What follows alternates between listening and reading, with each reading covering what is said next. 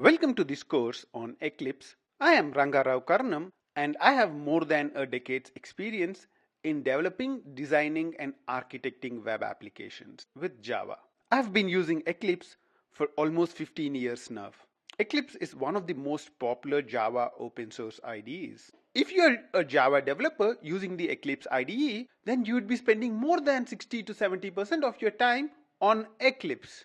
If you improve your skills on Eclipse, you can be much more productive, leaving you time to do a lot of other things you love. We would start with basics and then we would move into more Eclipse features like views, perspectives, how do you search, navigate, and then we would look at a lot of features which would make you productive with Eclipse. Keyboard shortcuts, how do you automatically generate code? How do you use things like code templates? How do you format code automatically? And what are save actions? We would also look at things like managing Maven projects with Eclipse, also Git project, a few Eclipse plugins. We had a lot of fun creating this course and we hope you would too. Thanks for your interest in this course. If you are ready to learn more, then go ahead and sign up for this course. Or you can take a test drive by using our free preview feature. See you in the course.